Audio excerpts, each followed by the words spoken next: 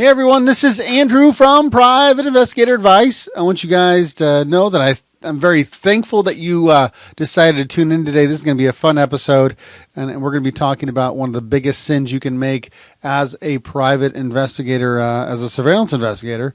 But before we get into that, I just want to let you know that this episode is brought to you by First Defender Tactical Gear. First Defender Tactical Gear is a supplier for the public sector, like security, loss prevention, things like that. And one of the things that they sell is the security enforcement officer badge and holder. Now, I'll put a little preview here. I did open this. They did send me the product, and I did unbox it for you, so you can definitely check that out. But some of the highlights of this badge is it's professional grade metal. It's permanently placed into a leather badge holder, so you don't have to worry about it slipping out or anything like that.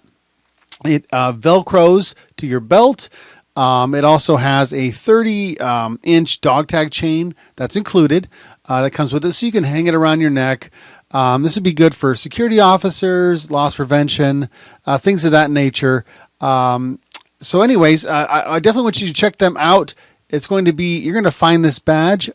Currently, I think you might be raising the price on this pretty soon here. But currently at firstdefendertacticalgear.com, you can get this for $24.95 as I record this podcast on March 27th, 2018. So if you plan on getting one, I would pick one up now before the prices change. All right. Thank you again, First Defender Tactical Gear. I appreciate you advertising on the podcast. Okay, so this is going to be episode 91, and the podcast episode is going to be, this podcast episode is going to be discussing a thing that in this industry we call ghosting. If you haven't heard about it before, you're going to know about it now. So I'm not quite sure where the term ghosting came from. But it was one of those things that I learned about very quickly when I got into the industry, the private investigation industry, especially doing so much surveillance that I did. And that's primarily all I did for a very long time. But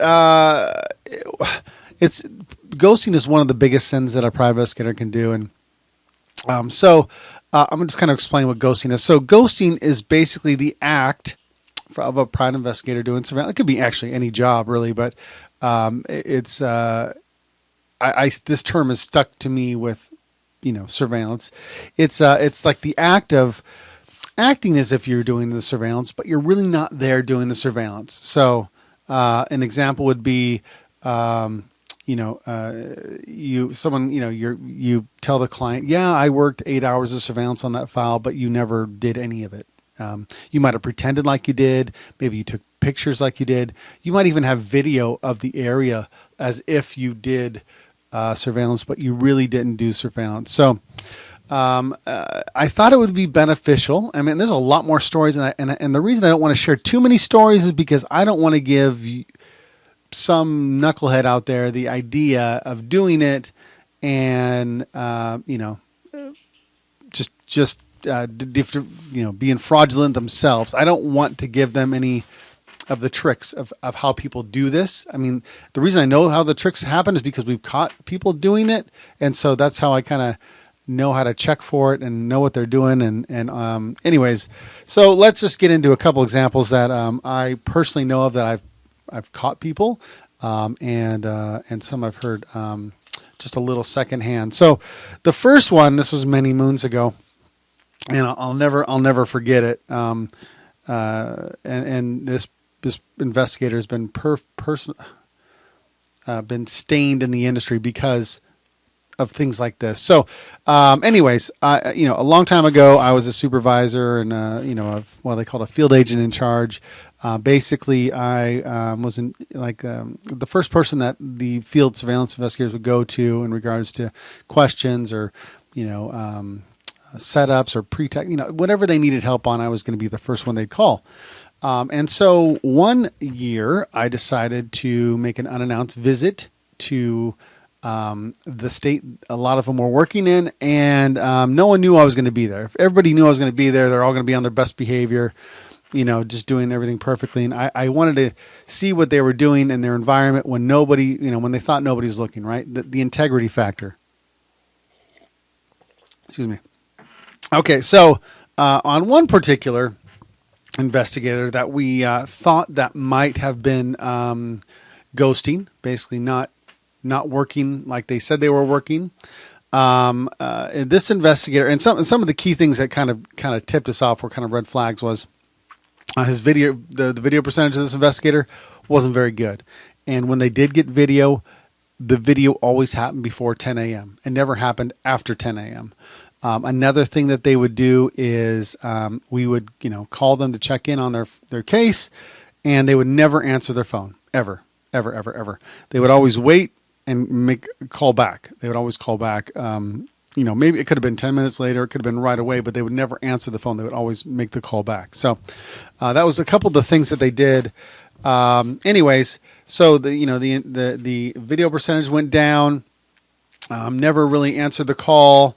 So anyways, one day I decided to go and check on his case that he was working, and so I got there before he did, and I waited, and I saw him arrive, and he had a good setup spot, and I'm like, okay, cool, like he's doing his file, no big deal. And then it was about the 4 hour mark. I see him drive by me, and since I never I didn't really know what was happening on his file in particular. Like, I knew about his file, but I didn't know it as well as he did. I was just more worried about what he was doing when he left. I'm like, oh, cool. Maybe he's following somebody, or maybe he's going to the bathroom. I wasn't sure. So I didn't follow him because, I was still the field agent in charge. So certain things would happen. Like, people would check in with me at the 4 hour mark, or they check with me at the end of the day. So I knew I was going to be hearing from him one way or the other. And so about an hour went by. I'm still there, and I touched bases with him, and he said something to the effect of, "Oh yeah, I was following the guy, and I lost him, and I canvassed around, looked for him, and couldn't find him. So now I'm back at his house." And I'm like, "Oh, you're back at the house? Cool. All right, man." And the problem was that he never came back to the house, right? So I was there still. He never came back. Like, I'm at this point, I'm like videotaping the street and around the streets to show, visible proof that he's not there. And so, anyways, I get on the phone with my boss, and we're having this discussion, and he's still acting. I mean, a couple of phone calls later, he's still acting if he's still on the file, and I'm still there, knowing that there's, he's not there. So, my boss ends up talking to him later that day. The day's over. Like, it would have been over. Like, he would have broke off if he was there, really. And my boss called him and said, "Hey, yeah, just so you know, Andrew's in the area." And the investigator completely changed his story. He said, "Oh yeah, just so you know, I broke off the case early. The guy, I lost him, and I just broke off." It was something to that effect. And so, me and this manager, this guy who was ghosting was working an important client. He was a big client. It was a big client. And so I guess the higher ups and HR decided not to do any discipline. In fact, they didn't even really let him know that we all knew that he was ghosting. It was one of those things that I never thought would happen. It was completely interesting to me how they rationalize that. And that's going to have to be for another podcast. And I definitely want to talk about that because it's interesting to me. But needless to say, he stayed with the company, completely was a ghoster, right? And this wasn't his first time. I know it wasn't, because this was the same pattern that he kind of had through many of his other surveillances. So anyways, he told some other lies and whatever. So some things got switched around, and I wasn't in his group anymore. I think I got promoted to, I don't know, I can't remember how it went, but I know that I wasn't in charge of him anymore, or that group of people anymore. And it was like a month or so later, somebody else took over his position, the area, and they they ended up firing him. And I asked, like, dude, what happened? He's like, well, it's kind of same story I had, like we call him, he never answered. So we decided to pull his phone records, which he had a company phone, so they could, they had privy, they had a privilege to the phone records of, because they paid the bill. Anyways, it was a company phone, and what they determined is every time they called him, the tower would show a city that was nowhere near where he was supposed to be. And so with that, and I think some other things, and what we realized over the years is this guy was like a compulsive liar, and he would lie about this, even the smallest, stupidest things. He just couldn't help himself. And so that kind of showed his character. And anyways, they let him go. And then, was it fast forward? I want to say, several years later, I thought he was out of the industry. I really did. And then I heard, because I've been in the industry a long time. I was working, doing some contract work for another company, and they had mentioned this person's name. And I was like, are you kidding me? Like, that guy is like a, compulsive liar. Like, how are you hiring this guy? He's like, well, he needed the work, and, he's from the original, group that we had. And I'm like, all right, man, I warned you, and it wasn't about a month later that hey, you heard from so-and-so? I'm like, no, why? What's up? He's like, I don't know that he's doing our cases. I don't even know that he's working our files like he says he's doing. We can't get a hold of him. I don't even know where the report is. And I'm like, what did I tell you? Like, what did I tell you guys? So anyways, they let him go. They didn't let him work anymore. Fast forward again, I'm working part-time for a company, and I'm on a conference call, and, they're doing roll call, and I'm on this conference call, and, I hear his name, and I'm like, what? Like, they hired this guy? Like, did they even do their due diligence? And so I couldn't wait to say my name because he knew who I was. And, anyways, I said my name, and I'm listening, whatever. No, nothing. The guy doesn't talk again the entire conference call. I end up calling the guy who hired him, who was, he used to be my boss, and then he was HR. And I'm like, you just hired the biggest turd, man. Like, he's like, well, he passed the background check. I'm like, did you do any due diligence? Like, did you call any of his former employers? Like, did you find out what he's like, no, everything came back good. I'm like, all right, dude. Well, maybe he's changed. And so honestly, I don't know what happened to him. I know that he shortly thereafter that he wasn't working for the company. I don't know why. I wasn't privy to that information. But anyways, so that's basically my last, that was kind of like my last history of him. Okay, so let's go on to the second story that I have. And what was interesting is the person I just talked about used to be best friends with the person I'm about to talk to you about now. So this person, I've actually probably mentioned this person in other podcasts as well, or maybe articles. Anyways, it doesn't really matter. So this person was friends with the ghoster guy I just told you about.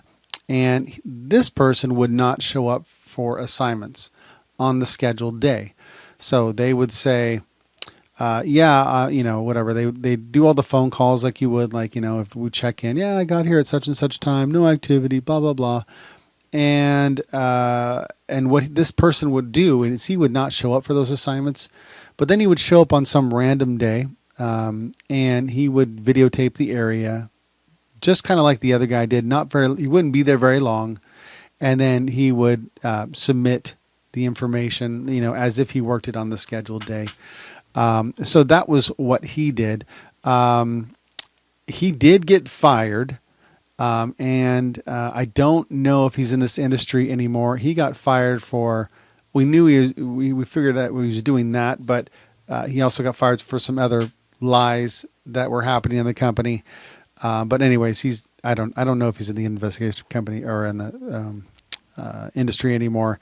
This guy was also a compulsive liar, which it was interesting. Like, I feel like these couple characters, like, there's a lot of people I've learned from or learned, kind of to be wary of in this industry, but I've been on my guard about certain types of people in this industry ever since these two people, like I'm telling you about right now. So that was really early in my career. So Anyways, all right, we'll go on to number three. Number three, the third ghosting example. So this investigator, I did not know at all, really at all. He was working for a company that I was working for. I used to follow some of his cases. And one of the things in particular that I noticed on every one of his cases was that his time shots were like, and time shots means you get there and you videotape, like 10, 15 seconds of video, just kind of show the area, lets people know you're there, lets your client know that you've been in the area. Does some other things as well. But anyway, so his time shots would be on the mark. They'd be like 6 a.m., 7 a.m., 8 a.m., 9 a.m., 10 a.m., all the way through, right? Like when there was no activity, that's what his time shots would look like. Another thing, just like the other person, was there would be like no activity. They never get video of the person that they were watching after 10 or later in the day. It was always earlier in the day. So anyways, all this ghosting caught up with this guy when he said he worked a day of surveillance and said, yeah, the person's car was there all day. I didn't see anything, and the guy worked his 8 hours. But the problem was the person that he was watching actually had a medical appointment that day. And the client found out about it. Like the client realized that they had a medical appointment, and the client found out that the person that this guy was supposed to be watching, the client drove that vehicle that day. And so this basically they could not justify why on, let's say Tuesday, this guy had an appointment and you were there Tuesday and you said he was home and never left his house. And so, needless to say, person got fired. Can't have people faking the funk, right? Can't have people faking the funk. So, there was nothing that guy could do to control that situation because he wasn't there. Like, you didn't know that the guy left, and the client found out, and that was that. So one of the funniest, stupid things that an investigator did that I heard about, and I honestly can't remember who I heard it from, but it was a great story, was when someone decided not to show up for work. And when they sent because you send your video, when they're working for a company, you send your video in to the client, whoever. He sent it in, but the time shots, what he had done was he opened up Google Maps and he videotaped his computer screen as if he was there taking video of the area, your hourly time shots. He's videotaped his computer screen, this brilliant person, and then sent that to the company he was working for as if that was, the day of surveillance. Unfortunately, there is watermarks in, street maps, right, or Street View. And when you're videotaping your screen, you can see, Google Maps or whatever it said on there. So that's how he was caught in his deception to the company he was working for. Brilliant, just brilliantly stupid, in my opinion. So those are my examples. Now listen, when you're out, when people are out by themselves, that's when the integrity is kicking in, because there's nobody looking over your shoulder, right? That's the integrity you need to have. And I've said this more than once, so if you haven't got it yet, I don't know what to tell you. Your reputation is everything in this industry. Like, I will always remember the dirt bags, always. And I would never hire the dirt bags that I worked for in the past, because their reputation means everything in this industry. And if you can't be trusted about one thing, then what else are you lying about, right? So there was a comment that I want to mention, because I think it was a good comment. So one of the comments in here, I'm just going to say his name is Tanner. You can definitely check the comment section of this article yourself. He says, "My mentor told me something early in my career that made a lasting impression. In this industry, all you have is your integrity. Once it's gone, it's gone. You'll never get it back. You'll never be able to testify in court. No client will ever believe your finding. Every case you work will be questioned. Your career will be over. I say it to every investigator that I train. If your word means nothing, you mean nothing." And I really thought that was whoever told him that, his mentor or whoever it was, that's a great. Well, he quoted. I mean, that was just great. I just hope you got something from that. And I always talk about this industry. It's the integrity, being truthful, because it means a lot. It means a lot in this industry, especially based off the type of work that we're doing. So, just do the right thing out there. Do the right thing when nobody's looking. And I think you guys will have some, you'll do some great careers, learn from your mistakes and all that kind of good stuff. So before we go, gosh, I should have said this earlier. Gosh darn it. This episode is also brought to you by Private Investigator Advice. Private Investigator Advice sells 3 templates currently. One is almost complete. Well, that's not out yet, but it will be soon. We have the intake template where you get the proper information from your client. Make sure you get all the right information. Completely affordable. You have to check it out. They're sold individually, and they're also sold in a bundle where you can save a little bit of money on all those things. The second one is the retainer agreement. This is where your assignment is laid out. The client understands what's going to happen. You understand exactly what your responsibilities for are. Who's getting paid, how you're getting paid, what you're going to do, what you're not going to do for them. It's all laid out in a little agreement. Well, not really little. It's pretty big. And it's important to have. Not all clients require it. Like, you don't need it for all clients. But some you will. You'll be like, yeah, we need to put this on paper. So that's definitely something you should take a look at. The last one is the surveillance template, and the surveillance template comes with a surveillance template example. A surveillance report example. It's got a little walkthrough video. Basically, if you're doing surveillance or if you want to do surveillance, this is definitely something you need to have. Don't try to reinvent the wheel. I've already created it for you.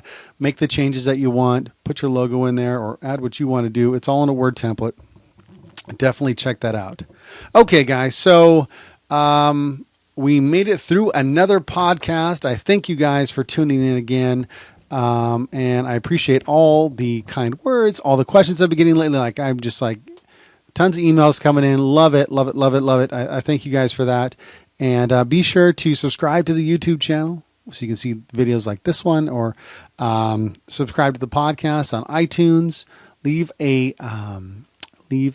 review if you would. If you can take the time, just take a couple minutes out. If you guys are already doing your iPhone, you probably do it on there, or just get on your computer. Give me an honest review. That helps other people find me, and that's important. So I hope you guys would take some time out to do that. And of course, if you want to subscribe to the newsletter, you get a weekly newsletter from me, kind of catching you up on me and what's going on with PI Advice and what happened each week. And yeah, that's it, guys. So I will see you guys on the next one. Thank you guys, and I'll talk to you later. Bye-bye.